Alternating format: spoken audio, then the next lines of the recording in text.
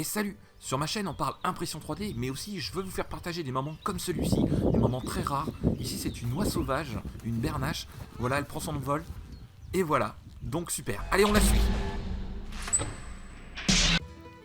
Et salut ami maker, j'espère que tu vas bien.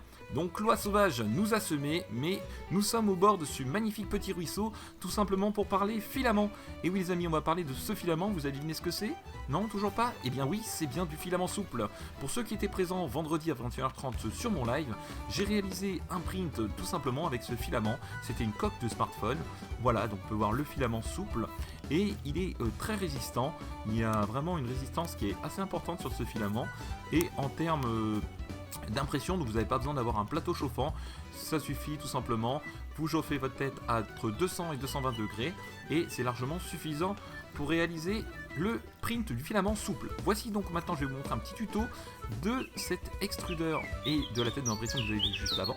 Donc je vais vous montrer tout simplement les petits soucis qu'on peut rencontrer avec le filament souple sur des extrudeurs simples comme celui-ci. Alors regardez bien, maintenant, voilà un des premiers problèmes qu'on peut rencontrer. Et oui, ça va s'enrouler autour de la roue crantée, parce que c'est tellement souple que ça peut s'enrouler. Donc ça, c'est un des premiers soucis qu'on rencontre. Donc c'est pour ça que vous pouvez trouver des petites solutions sur différents sites, bibliothèques, Thingiverse et autres. Vous pouvez trouver des objets qui viennent tout simplement s'adapter, ou même des extrudeurs spécifiques, qui vont permettre tout simplement au fil de passer bien droit et de ne plus avoir ce souci. Veillez aussi à faire attention à la tension de votre ressort, de façon à ne pas écraser trop votre filament, comme vous pouvez le voir, donc ça fonctionne.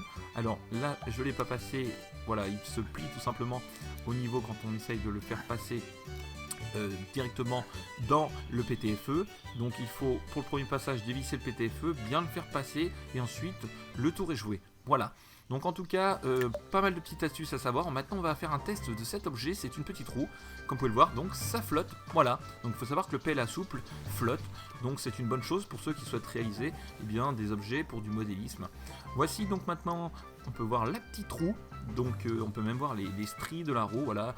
Une petite impression sympa que j'ai réalisée donc, avec ce filament souple. Vous pouvez voir que c'est résistant. Voilà, c'est vraiment très costaud, hein. Il n'y a aucun souci. Alors en termes d'écrasement, ça reprend bien la forme, on écrase, hop, et voilà. Donc c'est très très souple, il n'y a aucun souci, donc ça fonctionne très très bien et ça joue vraiment le rôle. Donc si vous aussi vous souhaitez tout simplement faire du modélisme avec, donc voici un petit roulement que j'avais imprimé. Il y a aussi une vidéo qui a été réalisée sur ce petit roulement avec un petit comparatif, donc n'hésitez pas d'aller la voir si ce n'est pas encore fait. Et voici ce que j'ai réalisé. Donc cette petite roue a une utilité, elle vient tout simplement se glisser autour de ce roulement, clac, comme ceci. Et là vous pouvez voir, c'est parfait, il y a des petits stries, voilà. Et donc pour les gens qui aiment faire du modélisme, ou on peut faire aussi plein de choses, hein, des coques de smartphone, des petites cales pour les portes, ou tout simplement vous pouvez faire des petits tampons pour amortir les chocs et les vibrations de votre imprimante 3D. Voilà les amis, maintenant, eh bien, je vous montre un petit peu le fonctionnement. Donc vous voyez, ça fonctionne très très bien, il n'y a aucun souci. Et on va aller faire un petit test, eh bien, directement dans l'eau. Et oui, aujourd'hui les amis, c'est exceptionnel. Je vous emmène sous l'eau. Attention, mettez votre tuba. Et voilà, nous sommes sous l'eau. Regardez bien, je vais faire rouler tout simplement. Et voilà, donc ça fonctionne bien. Le courant entraîne la roue. Et vous pouvez voir que donc, alors voilà, c'est un petit peu flouté, je suis désolé pour la qualité des images. Voilà, donc maintenant on retrouve à l'extérieur notre petit trou.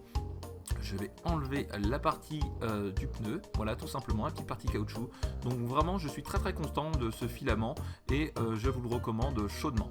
Voilà les amis, j'espère que vous avez aimé cette vidéo. Si c'est le cas, n'oubliez pas de laisser un petit pouce. Et si t'es pas encore abonné à ma chaîne, eh bien n'hésite pas à t'abonner en cliquant, oui, juste là, sur le petit logo de ma chaîne. Ça te permettra de faire partie de notre grande communauté des makers. Et si tu souhaites en savoir plus sur l'impression 3D ou sur ce filament, n'hésite pas de venir vendredi à 21h30 sur mon live. Allez, sur ce, à très bientôt. Ciao les makers!